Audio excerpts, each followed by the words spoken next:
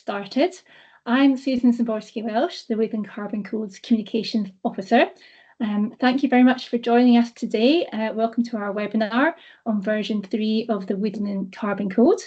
Our presenter is Andrew Baker, and Vicky West will be talking us through the rationale behind the change. They'll talk us through the consultation on that version of the code.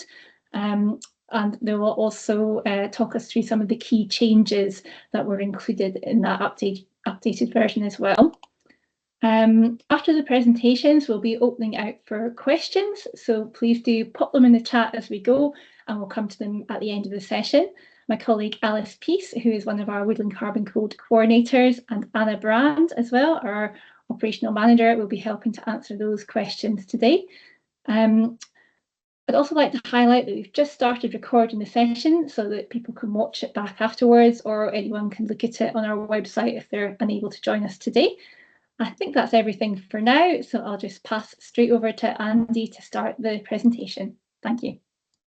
Thanks, Susan. That's great. And welcome, everyone. Thanks for joining us today. So I'll jump straight into it. So first of all, looking at the agenda, first point is, why are we updating the code? What's the rationale behind it? Then we'll go into the consultation process. Most of you will have been involved in some way, and so I'll just highlight what we did, why we did it, etc.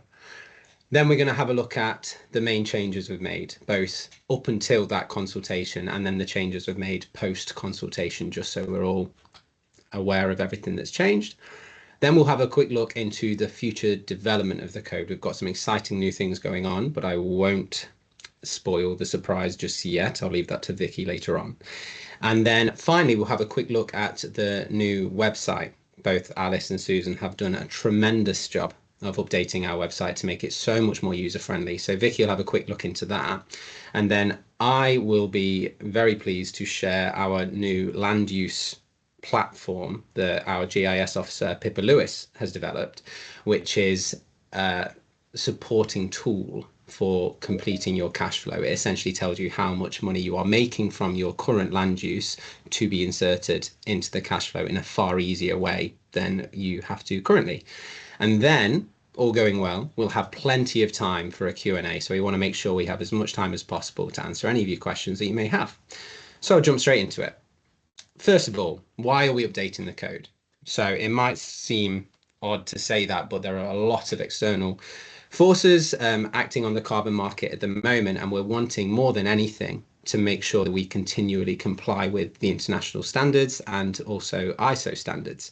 Now, the most important of those international standards at the moment are both the ICBCM and ICROA. So they're two massive international standards looking at the credibility of the carbon market and different standards within that. So having endorsement from them is hugely important to know that the carbon credits that we generate are credible, are robust, are additional. Next of all, we wanted to make sure we can improve clarity and accessibility as much as possible. Susan in particular has done a great job on improving the accessibility of the website and all of our documents across the board, which is something that is becoming increasingly important, and particularly important when you're looking at carbon markets and transparency. You want to make it as accessible as possible for everybody. Next of all, we wanted to make sure that we are maintaining our commitment to continuous improvement. Now, this is the 8th iteration of the code since its inception back in 2011. So you can see we're doing the best we can to continually improve it. And finally, we also want to maintain a high integrity standard that's informed by the latest data and best practice. Science is constantly evolving, so we're wanting to always make sure we're at the forefront of that. So having a quick look at the consultation itself. So this was a 6-week consultation, and this ran between the 29th of April to the 10th of June. Now, we had 32 responses, very comprehensive. It was brilliant to see what everybody thought.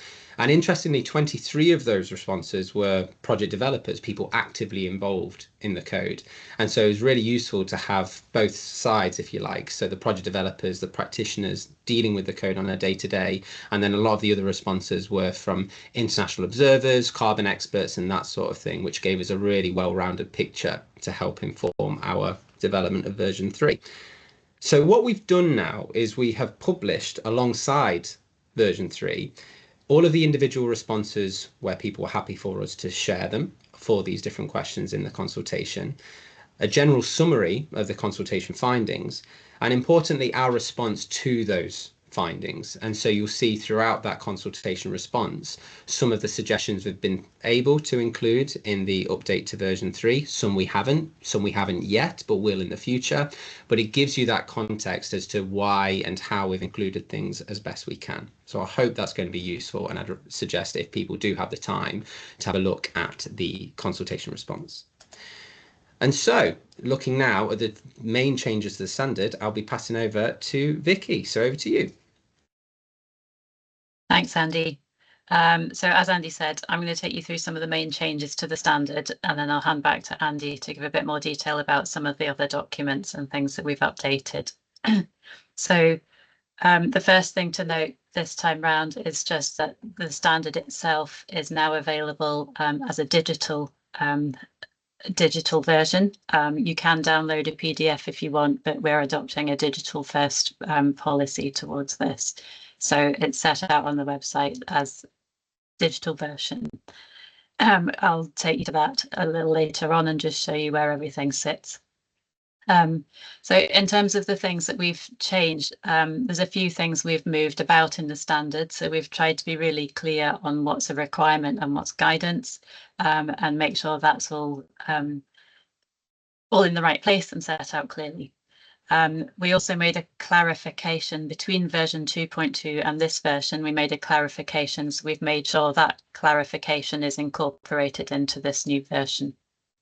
A couple of small things we've changed are in terms of the project dates, so the implementation date and the start date. We've just added a bit more clarity for projects established with natural regeneration where there's no fencing. And so the implementation date, we've added a bit to say that the implementation date would be when you adopt your herbivore management plan, and the start date would be the date that that herbivore management begins. So that's slightly different to what we had before. We've also changed the minimum project duration. This is to bring us in line with the international requirements. And in terms of doing that, we've said that your project has to be 40 years duration or the length of the shortest clear fell rotation if that's longer. This, in terms of the consultation, I think generally the responses were positive to doing this, as long as we were clear how we set out how that was going to work. So that one is all good. Then there's some more detailed changes, and I'll go through each one in a bit more detail. So we had some changes proposed regarding groups and group agreements. So we proposed dropping the requirement for a group agreement in most situations. In terms of the consultation response, that was generally thought to be positive. So what we've done is, in terms of the group size first, the group size is you can have 15 standard projects, and we've changed the amount of small project you can have in a group in line with how we've changed the threshold for small projects. So I'll talk about small projects in a moment, but you can now have 15 standard projects and 100 hectares worth of small projects in a group. And as I said, we're removing the requirement for a group agreement if your group is purely for administrative purposes, to help you have a more cost-effective validation verification. But we are going to keep a form of group agreement, if you like, if a group wants to work together and pool their carbon credits across the whole group and share the responsibility and the benefit of those credits. So if a group wants to do that, then they need a carbon sharing agreement rather than the group agreement that we had originally. So there was a question in the consultation about existing groups and what happens if the rules change. So if you have a group agreement already for a group, that would remain valid. But if you need to make any changes to your group in future at a future verification, then you could cancel your group agreement and you wouldn't need a new one for the new group, provided it's a group for administrative purposes. So that's all on groups. Next, I wanted to tell you a little bit about small projects. So we wanted to make the code more accessible to small projects, and we're aware of the increasing costs surrounding the code and the need to keep it cost effective for smaller projects. So we proposed that we would increase the threshold for those who can use a small project process from 5 to 10 hectares. That was generally positively received. So we're going ahead with that. So now any projects under 10 hectares can use the Smallwoods process. Just a reminder of what that means. For validation, it means you use a simpler but more conservative carbon calculation. We proposed through the consultation to include a clear-fail option. Again, that was positively received. So we've now included a clear-fail option in the small project calculator and the option for natural regeneration as well. And when you validate, some sections of the project design document are not necessary to complete for small projects. So it's generally a bit more efficient to do your validation. The bigger savings come for small projects when you get to verification, because you can, as a small project, you can use the basic monitoring process. So that effectively means that you don't do a detailed site survey, but you provide site-based photos and aerial imagery to prove the extent and health of the project. You confirm that you're happy that there is good growth and health in the project, and we convert your predicted PIUs, pending issuance units, to woodland carbon units without any under or over delivery. We just assume the prediction is correct. As I said before, we knew it's a conservative prediction. So if you want to, as a small project, you can choose to do the full monitoring and verification if you think your site's doing better. And at that point, you could have extra woodland carbon units. So for small projects, it's conservative upfront. You have less to do at monitoring and verification. But if you want to, you can do the full verification and get more WCUs if you're sure your project's doing better. There was a question in the consultation. Somebody said, what about the projects 5 to 10 hectares that are already validated? So in the new standard, we've confirmed that you would be able to change to the Smallwoods process if you're already validated, but you need to think about whether you've sold carbon credits, because if you move to the Smallwoods process at verification, you would have to redo your carbon calculator, meaning you'd probably have less units to deliver. And in that case, we would cancel some of the PIUs. So you need to think about it carefully if you've sold units and you were a project 5 to 10 hectares. Next, we wanted to talk a little bit about crofting projects. So we didn't have anything specific about projects on crofting land previously in the standard. And we proposed through the consultation that we include a bit more detail so that the code is more accessible to projects on crofting land. Just to note as well, we're aware that there is a new crofting bill being proposed, and we're fairly sure that these requirements will still be in line with that crofting bill as it comes out.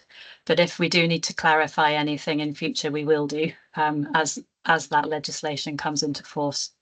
But as it stands at the moment, the things that are significant are with the commitment statement. When you make your commitment statement, normally we ask that the landowner and the tenant, if there is a tenant, sign the commitment statement. But that's not always the case with crofting projects. So the table at the top tries to set out who needs to sign the commitment statement for a range of situations. So if it's a tenanted croft, so the in-by land of the croft, then just the tenant would need to sign the commitment statement. And then under the crofting legislation, under the Crofting Act, there are two sections, 50 and 50A, which if you are in a crofting situation, you'll understand. And these are where there is a common grazing. So if your croft is if the common grazing is under section 50 of the Crofting Act, then all the tenants involved in the common grazing and the grazing clerk need to sign the commitment statement. if your project is under Section 50A of the Crofting Act, then the landowner, as well as all the tenants and a grazing clerk, need to sign the commitment statement. So hopefully that clarifies the requirements on crofting land. There's a few other requirements in that situation if you're on crofting land. So you need to be able to show that you're on the Crofting Commission Register of Crofts and the Register of Scotland Crofting Register. And for common grazing projects, like we talked about, sharing responsibility for carbon in a group, you'll need a carbon sharing agreement across all those shareholders in a common grazing. You'll need to commit to maintaining the Common Grazing Committee. So there's as a group that discusses what happens on that land. Your common grazings regulations will kind of set out what's allowed on that land, including the forestry element. And you'll need to show either your approved application for forestry under Section 50 or your joint forestry venture under Section 50A. So if you're in a crofting situation, hopefully that makes sense to you. For others, maybe less so. But hopefully that makes it easier for crofting projects to be involved in the code. Next, I wanted to give you a little bit of information about biodiversity. So we proposed in the consultation that we would include the option to measure your biodiversity baseline after some work we did last year to sort of develop a methodology for that. So from version 3, we're setting up a pilot so that projects have the option to monitor their biodiversity baseline. This will be open to any projects that are either under development or validated, so it doesn't matter what stage you're at. And you need to be aware that if you ask the validator to look at your biodiversity element of your project as well as the carbon element, they may charge you more for that, but just find out, but just be aware. And at the moment, we're not guaranteeing that this will lead to any explicit bundle or stacked credit for biodiversity. But what we can offer is that you can demonstrate that you've at least measured the baseline in the registry. So there'll be a tick box for those projects that have measured their baseline, and you will be able to add those documents that shows what your biodiversity baseline was. And you'll have the opportunity then to demonstrate the changes in your biodiversity in future. Which leads on to the fact that we can confirm that we do have some funding for the next phase of the Ferns project. So that's Facility for Investment Ready Nature in Scotland. So we're very grateful to NatureScot and the National Lottery Heritage Fund for that funding. We have a project to look at biodiversity in woodlands and peatlands. It's led by the Peatland Code team. And through that project, we're going to be looking at some more biodiversity indicators, so a community similarity index. We're going to do some work to help quantify the uplift. So, okay, you've measured your baseline, but how do we quantify how far you are along the biodiversity journey? And then it will also look at the project finances of biodiversity projects. So look at the costs of the monitoring versus the potential benefit of selling either a carbon credit that is greater value or a separate biodiversity credit. So that's all on biodiversity. The next on the list is the carbon calculator. So again, we proposed a couple of changes to the carbon calculator in the consultation. We had some helpful feedback that suggested some other amendments we can make, and we've tried to include them where we can. So for the standard carbon calculator, we've clarified or updated the emissions from establishment, which means there's more granularity with different categories, but also some of the categories that were challenged before are now in the right units, if you like. So, for example, fencing was previously by area rather than by the number of meters. So we've changed fencing to a linear measurement. So you put in the number of meters rather than an area. We've also included Scots pine at different spacings. Previously, we had it at 2 and 3 metre spacing, and people were asking for 2.5 metre spacing because it's quite often planted at 2.5 metres. But while we're at it, we also put in 4 and 5 metre spacing like we have done for the broadleaves, so that you can do wider spacing Scots pine as well. There was a helpful suggestion in the consultation to include a space for future claimable natural regeneration, so your areas add up better. So we've done that. In the small woods calculator, again, we've updated the emissions from establishment, taking the new data from the standard one, but in a simplified version. There was a suggestion to include clear fell options for conifers and broadleaves, so we've done that. And like in the standard calculator, we've made sure that there's a space for natural regen as well, including your upfront and your future claimable natural regeneration. And with the small woods calculator, we've just clarified all the assumptions behind that calculator because it wasn't perhaps so clear before. And then for both calculators, when you come to verification and you might need to update your carbon calculator, we've provided a space to do a comparison between your old and new carbon calculators so that it's clear how many extra units or how many fewer units you have in each vintage. So that's just something to be used at a verification if you are making a change to your calculator in future. Next on the list is the survey protocol. So there were we'd made various proposals to the survey protocol before the consultation, and then received different feedback within the consultation, requesting perhaps fewer changes or simpler changes, and clarity in some areas. So I'll try and explain what we've changed and why. So we've tried to improve the guidance on how you stratify your site. Hopefully we've made it clearer and simpler to use, and taken on board some of the feedback from the consultation. We've tried not to make it increase the costs too much at this phase, but we are working on how we monitor projects better or more efficiently in future. I'll say a bit more about that in a minute. So in terms of what we have changed, we've clarified in terms of the kind of areas of your site you combine. We've clarified that at year 5 you can combine conifers and broadleaves planted at the same density, but at year 5 only.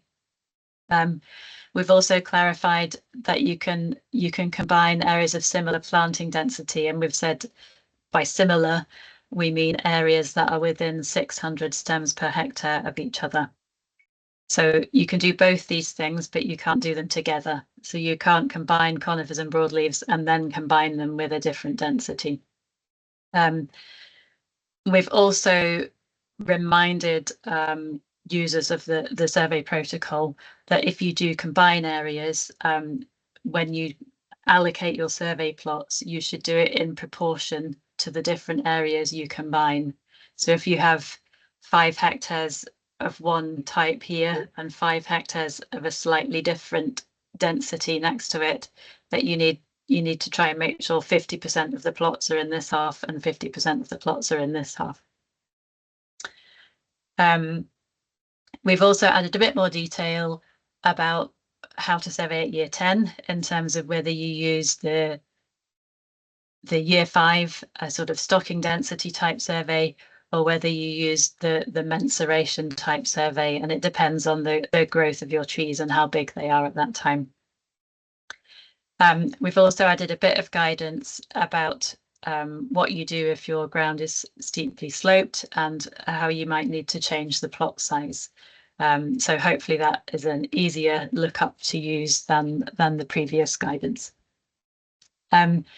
We had some discussion about the number of plots per strata, and we were proposing to add an extra category, and larger projects or larger strata would have to have more plots. We've decided not to change that for now, or not make it a requirement to do more plots. But what we have done is added the option and the spreadsheet, the facility to put in more plots to your monitoring protocol, if you choose to do more. So you can now do up to 30 plots. So if your site is highly variable in any way, you can choose to do more than the minimum number of plots, and there's the facility to put 30 plots into your survey, into your monitoring report. And that said, we haven't made as many changes as we planned to the survey protocol. We've tried to clarify it, but we have said that we will start a working group to look at monitoring and how we monitor sites in future, including how we'll utilize innovative technologies. And we'll talk about development a little later on. But it would be really good to get the input of those in the sector using the methodology and other experts to make sure that we have a really good way of monitoring our projects going forwards. Next, I'm going to hand back to Andy, and he's going to take you through the changes to the cash flow. Thanks, Vic. So quite a lot of information so far, more to come. So brace yourselves. Cash flow. So essentially, this is very similar to what we presented on a couple of months ago. There have been some extra tweaks that we've made to the cash flow since the consultation. I'll come on to that on the next slide. So first of all, the difference between version 2.2.1 and version 3, most important one is the costs have increased in line with inflation. We've also reduced the insurance premiums that we had on both conifers and broadleaves, and that was because we were slightly over optimistic, perhaps, or over egging it with the amount of insurance we were applying to our woodlands. Essentially, you're not going to be putting wind insurance on a year 5 woodland, for instance. So that's been slightly reduced to reflect that, and industry experts think that that is appropriate. So we did a lot of consultation on that. We've added fixed costs for all projects throughout as well. So whereas before, for instance, woodland management, ongoing woodland management was a drop down. You had to say yes or no. Are you going to have woodland management costs? Of course you are. And so we've added that as a fixed cell now. And there are a variety of other options like that we've fixed just to ensure people don't miss that and it negatively affects their additionality calculation. We've updated the timber values throughout and changed that to a 5-year rolling average. So that should help with any major spikes or drops in timber values. The fencing cap has been removed, although importantly, it does still have to relate to what is in your grant contract. So that's just important. It is explained within the cash flow, but just something to be aware of, to keep an eye on. We've maintained the 3.5% declining discount rate for now, the government rate. That may change in future, but we're sticking with the 3.5% for now. The income foregone values have been updated, and one important change has been urban and non-agricultural land can now use the highest category, the arable category, as their income foregone to reflect the likely higher amount of income you're having to give up if you were to plant on urban or non-agricultural land. I've already mentioned the online map, the land use platform. I will come onto that later on to show how it works very briefly. The public availability of the cash flow has also been made publicly available. And that's something that is really important when it comes to those international organizations, ICPCM, ICROA.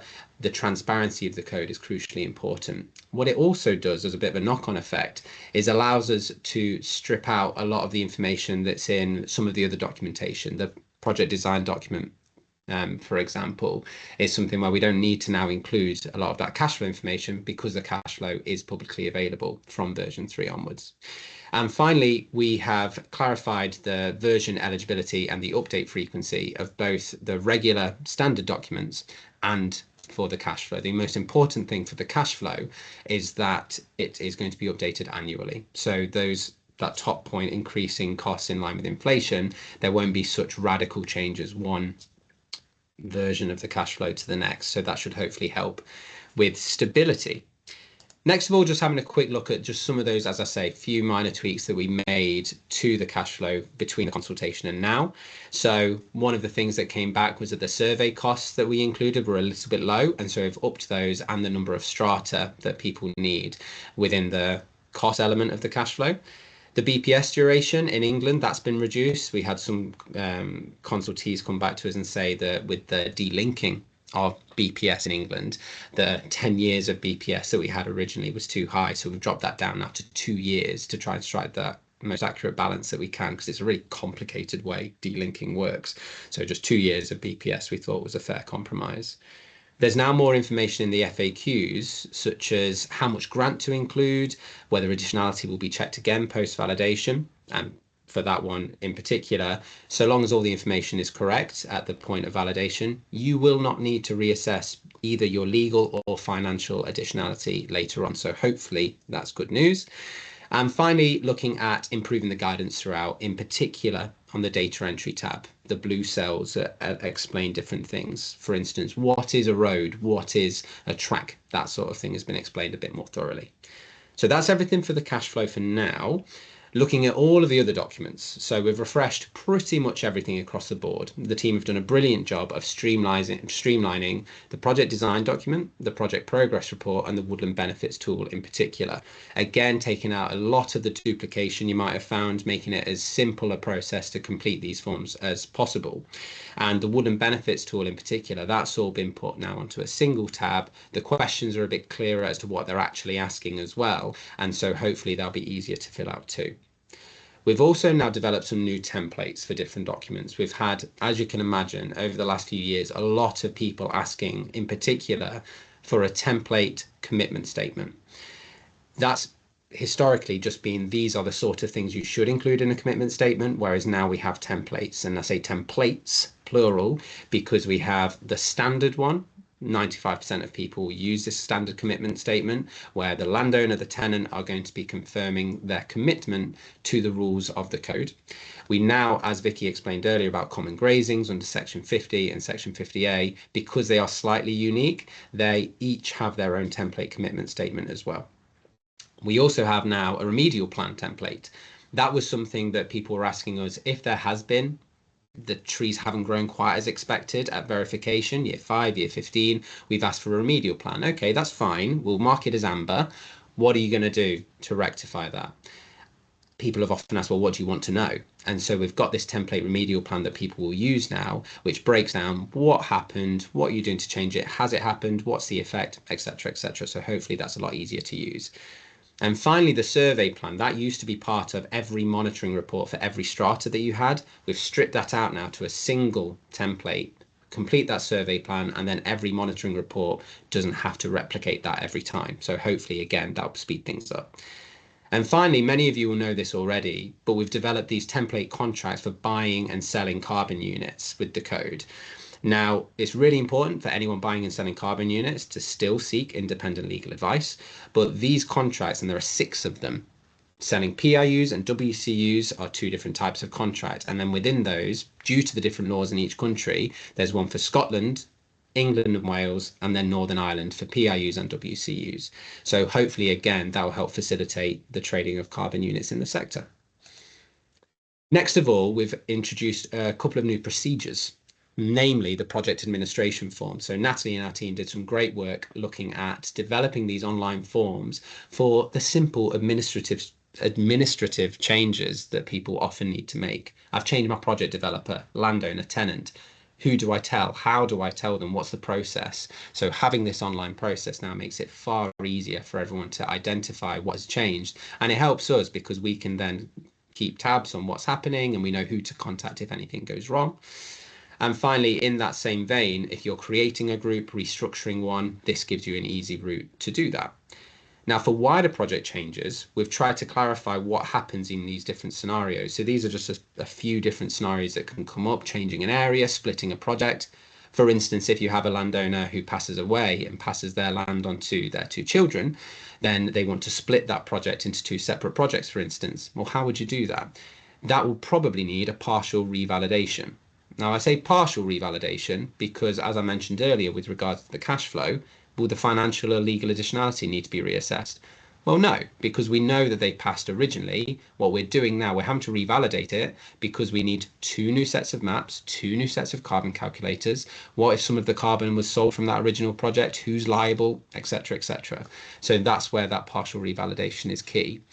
Now, the losses of WCUs or sole PIUs, we've also improved and clarified the information about how to submit a loss report and what that should contain and when that should happen. So again, hopefully helpful as we go forwards. Now, the last slide from me on this one is the transition arrangements. So I mentioned before how the cash flow will be updated annually. The standard and all other supporting documents are only intended to be updated every 3 years from now on. Now, importantly, the difference between the two, you've got the standard and all the other supporting documents, and the cash flow standing alone as its own separate document, its own separate entity. Now, each of these will have their own metrics determining which version you need to use based on different things. So, for example, for the standard, if you had submitted for validation your project mid-July last month, you would have had to use version 2.2. Obviously, because there was no version 3. But if you were to submit between now and the 30th of June next year, you can use either version 2.2 or version 3. If, again, you want to submit after the 1st of July 2026, you then have to use version 3. So you essentially have a 1-year transition period for when we update the standard, and that will happen again 2028-29 when we release version 4. We'll come on to that another time. Now, in that intervening period of 3 years, if there are any minor tweaks or minor clarifications that are needed, we'll introduce those as a clarification. If we find something radical that needs to change, we may have to update the code before that, but our plan is to update every 3 years. Now, the cash flow is slightly different.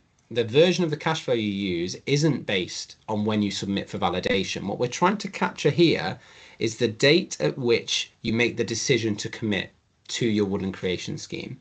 Now, it comfortably could be argued that you actually make that decision years in advance of the scheme, of anything actually happening on the ground, and I do understand that, but there's a limit as to how flexible we can be with cash flow versions just to maintain credibility. So what we've done here is we've determined the cash flow version that you use based on your implementation date. The date work begins on site, whether that's planting trees, ground prep, fencing, something like that. That is the date that determines which cash flow version you use.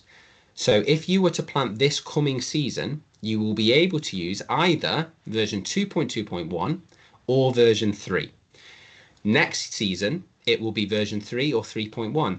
Version 3.1, version 3.2 the following season. Now, the reason for that is we're trying to balance that predictability for people, so that as they're designing their woodland creation schemes and as they're designing and liaising with the grant teams and working out their grant contracts, we don't want to pull the rug out from under you halfway through the year to say, sorry, no, you were additional, but now you're not. You're going to have to completely redesign it. Knowing that you have a 2-year period in which you can use any one of these cash flows gives predictability to be able to plan your scheme with confidence. So I hope that makes sense. If anyone has any questions, as been put in the chat already, please either ask questions now or email our joint inbox and we'll get back to you on that. So that was it from me just now. I'm passing back over to Vicky for some more exciting future developments. Thanks, Andy. Yeah, so just in terms of what's happening in future, so we've finished with where we are with the code version 3. These are the plans for the future.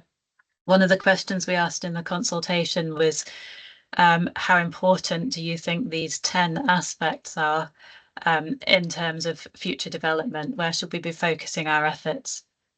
So you can see that remote sensing and updates to biomass and soil carbon estimates are at the top. They were your key priorities, with some other things a bit lower down the list, but all still rated as fairly important.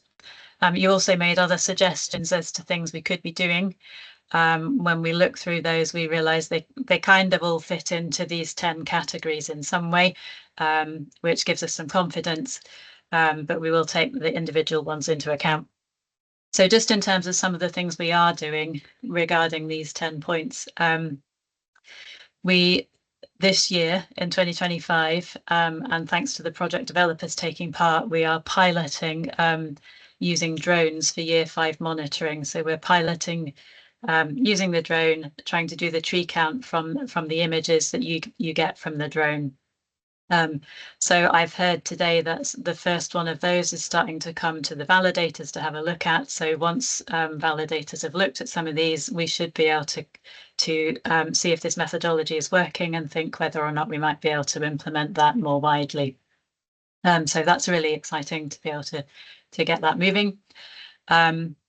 Forest Research, this is the second one on the future development list, are looking at ways to improve the prediction tools, both for the trees and the soil. There's a good bit of work going on measuring soil carbon on Woodland Carbon Code sites, which will help us with the soil element. In terms of number 3, which is registry and workflow management, some of you might have been at the recent webinar by S&P Global explaining their new platform that we'll be moving to very soon. So hopefully that'll help improve efficiencies within the registry with a improved, more user-friendly platform and extra clarity on the public view of that website too. And then further down the list at number 5 on biodiversity monitoring and crediting, I highlighted earlier that we've definitely got the Ferns funding to be able to continue with our biodiversity project along with the peatland code. So that's really exciting to keep that moving. And obviously we've highlighted that we're piloting allowing people to measure the biodiversity baseline and have that validated. So of the other things on the list there, the Woodland Water Code has another funding for project this year, so we're still working on water crediting and how that fits with carbon crediting. We will be working on the buffer rules once we've recovered from providing version 3. In terms of the whole farm approach, we've allowed the option for people to have this pooled carbon across a group. And we will learn from some of the aspects of that, the whole farm project, which was looking at how you might make it more efficient to share across projects and to pool carbon. I just want to highlight, I'm going to go to the next slide and tell you about another development, which is that we've been working with CivTech. We've been working with 3 companies through CivTech, and we're really pleased to be able to say that we have now managed to find funding between CivTech, DEFRA, ourselves, and the peatland code to go ahead with 3 projects, 3 companies, which should really significantly improve the efficiency and integrity of the code going forwards. So the first one is working with Silvera, and they're looking at providing annual estimates of above ground biomass, so the trees rather than the soil, from satellite data. And what they're hoping to do over the next year or so is to train satellite data by collecting more airborne above the trees and terrestrial from underneath LiDAR data to help train the satellite data so we can have annual estimates of biomass. It might be really useful with project developers. We might look to talk to you about helping to identify sites where we might be able to go measure things. So it'd be really useful to have project developers' input going forwards with that as well. Likewise for the CEH project. The CEH project is looking at low-cost sensors to estimate soil carbon changes. This one's perhaps slightly more focused for peatland projects, but equally valid for woodland. Forest Research are going to be involved in that project to kind of review the methodology for woodlands to see how efficient these low-cost sensors are at giving the estimate of those changes to soil carbon.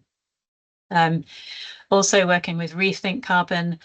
Some of you will have been to the webinar, well, on all 3 projects, but specifically on the Rethink platform, which is looking at workflow management and administration and improving the efficiency of how we manage documents between projects and how we check documents, but also with amazing mapping facilities and data visualization.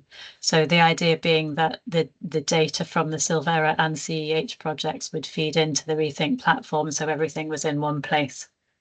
So it's really exciting to be working on that over the next year or two, and hope that that will really help drive efficiency and make the Woodland Carbon Code look really high tech and keeping up with the times, moving to a much more digital platform.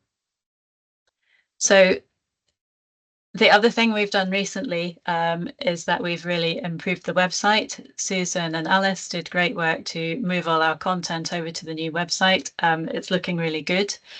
What I wanted to do was just give you a really quick tour around the main places of the things we've just changed with version 3. So I'm going to stop sharing this, or Andy, no, you're sharing that. I'm going to share the website.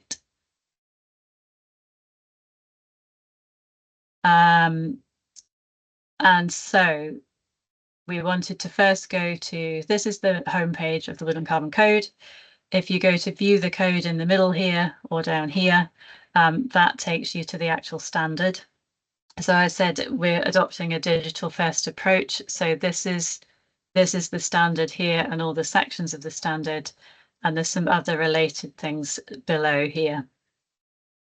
If I just go into one of these sections quickly, into eligibility, you'll see that for each section of the standard, you can click these open to see more information about the requirements, the means of validation, so that's the documents you need for validation, the means of verification, so the documents you need to provide at verification, and any further guidance.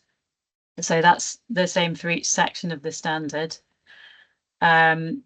And then the other point I wanted to make here is this is version 3, which you can start using now. But if you want to go to version 2.2, you can go to the version history page here.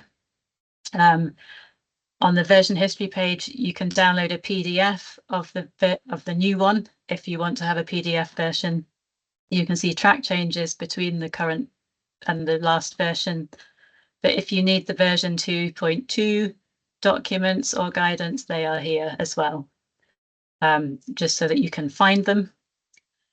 So that's everything in the view the code section that I wanted to show you. And then quickly in the create a project section, this is where we tell you about the process and how you go through registering, validating, verifying. So there's some background information. There's a step-by-step process. How do you find a project developer? How do you register your project, validate, verify, self-assess, sell your units? Then we've talked about all the new documents we've provided. So this template documents and tools shows you all the documents. The guidance about changes to your project is also on this page. You can see that here. The other thing I wanted to show you quickly was if you go to about the code, then down here, you can see a list of consultations. So you can see the consultation response, all your responses and our response to that. You can see information about developments to the standard. And a really quick flag, if you haven't read our annual report, we've produced an annual report for the first time, and you can see that here as well. So without further ado, I'm going to hand over very quickly to Andy, who's going to show you one last thing, and then we'll have 10 minutes for questions. Thanks, Vic. As she says, very quickly, just looking at the land use platform. And so from the home page, you go to create a project, and you then scroll down to template documents and tools. Then you have a look at the cash flow section. Have a look in here, and you can see the cash flow itself. There's the cash flow land use platform, and these are some videos that Pippa has developed to explain how it works and what different functions it can do. Having a quick look on the land use platform, it explains everything you need to do throughout, and you can see very easily for England, Wales and Scotland all of the different land use categories and what you should be using. So you can upload your own shapefile, you can draw your own polygon in here, and it will tell you how much of an area you've got in these different categories, and all of this information is what you put into the cash flow. We are this close to getting Northern Ireland on this system as well, so within a couple of weeks we should be there. Until then, you still have to use the old process through version 2.2.1 of the cash flow. So that was it from me on that. So I will stop sharing there. I will reshare our presentation. And over to you, Alice, for questions. We have a flurry of questions coming in. Thank you so much to Anna for getting back to some of them in the chat already, since we only have 10 minutes. I'm going to start from the top. The first question is about crofting from Emma, asking, is there a new comms agreement from S&P to ensure that all the shareholders can sign?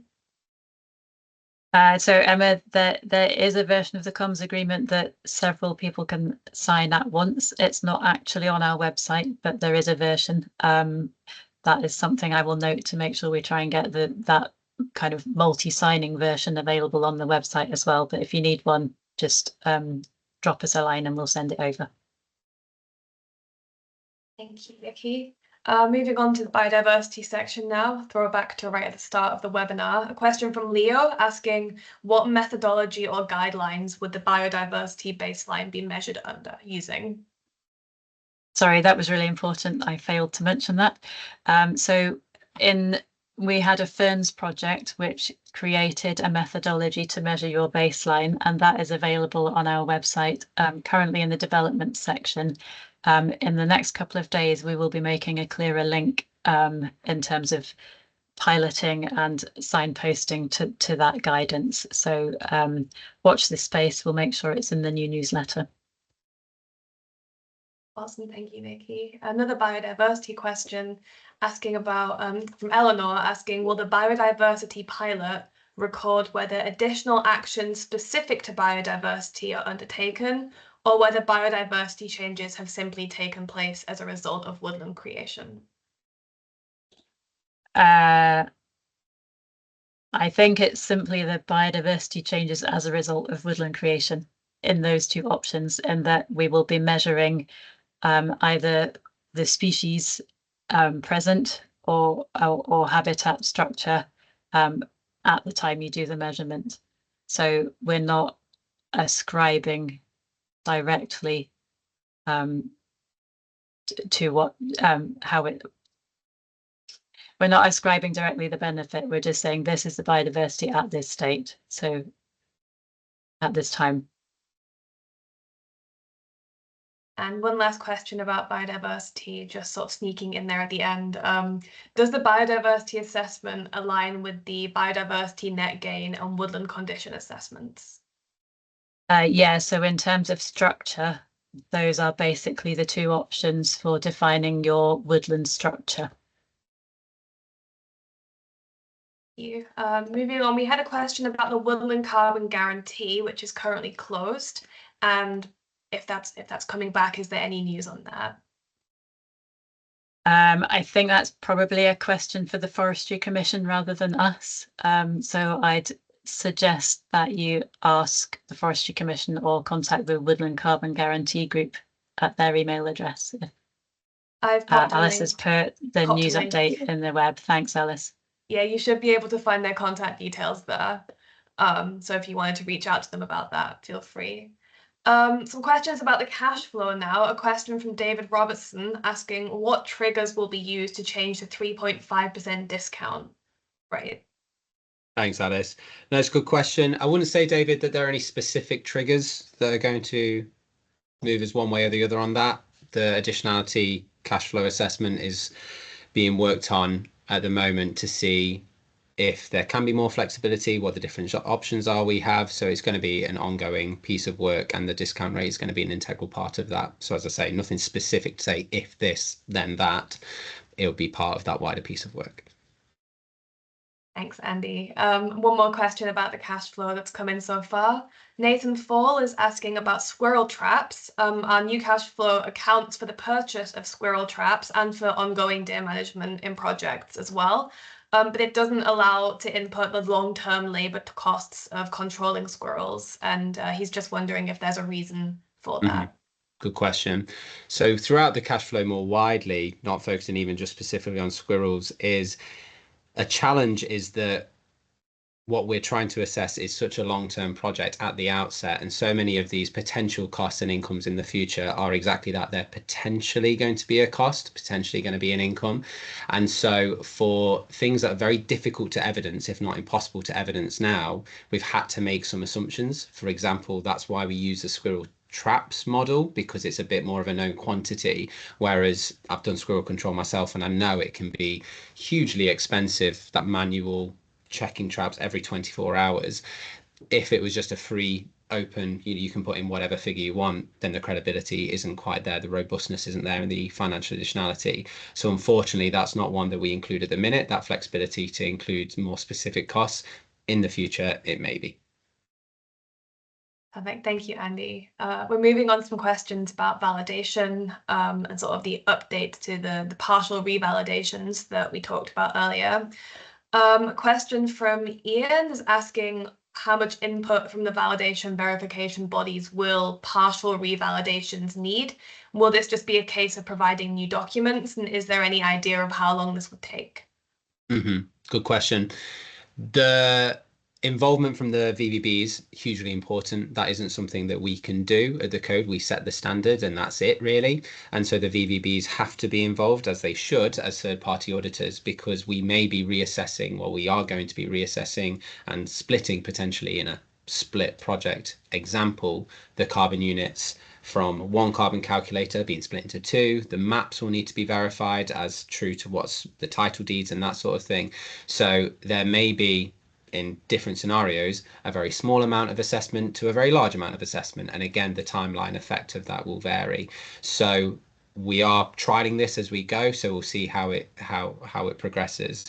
But VVB involvement is critical. Another question about validation verifications from Eleanor, asking if there's any conflicts if a project validated under version 2 will be verified under version 3 or future versions. Can we see any issue with that? I think where we can, we've tried to take that into account.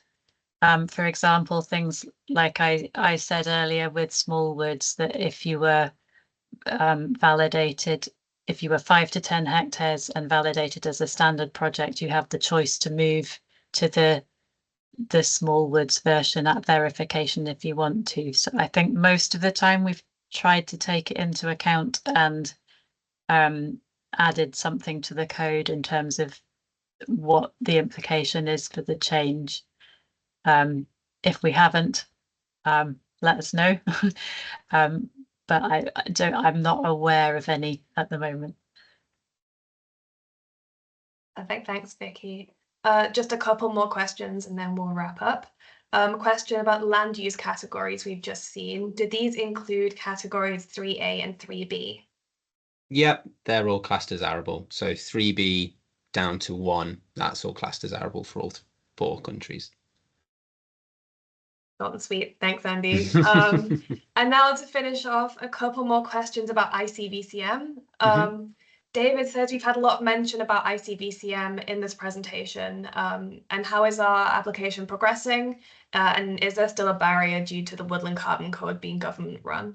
Important question. So yes, we applied to ICVCM last week, and so we are in the process of waiting for the completeness check to be carried out. That can take 2 to 4 weeks, depending on how many applicants they have. With regards to the government-run entity, TBC, we've applied and we will see what they say, but we're hopeful and that it won't be an issue, but we'll just have to wait and see. And I think that's also answered Bryony's question about the current status of us applying to ICVCM as well. But Bryony, if not, please let us know. Do we have time for one more question? I think we do. One more question about the carbon calculators just come in, asking, is there anything to stop people from declaring that they're not going to clear fell within the life of a scheme and then just clear felling everything once it's over?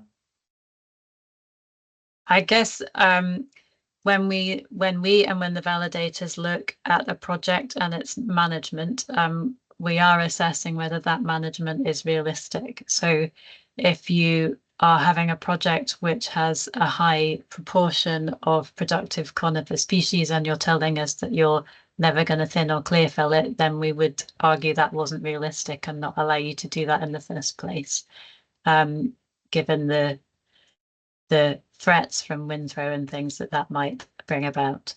So, and also that misalignment as well, Vic, with the management plan. If you've got a grant contract, you will have a long-term management plan that will say timber production is an objective.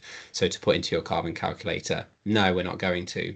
It wouldn't then match with what you're claiming. Sorry, Vicky. Yeah. Okay. I'm conscious we're out of time, so Susan, we're going to hand back to you, I think. That's great. Thanks, Vicky. And yes, thanks everyone for your fantastic questions. We've had over 200 people on the call today, so it's been a really engaging discussion. I've just put a quick poll into the chat, and we'd really value your feedback on the session today. We'd also really value your feedback on the new version of the code and also the new website as well. So please do get in touch on our email, which is info@woodlandcarboncode.org.uk. If we haven't got to your question or you haven't had a chance to ask it yet, again, please do email us on that and we'll get back to you as soon as we can. So all that's left for me to do is to thank you all again for attending. Thanks to Vicky, Andy, Alice and Anna for their presentations and answering questions today. And I hope you found this session as useful as I did. Thanks everyone. Take care now. Bye-bye.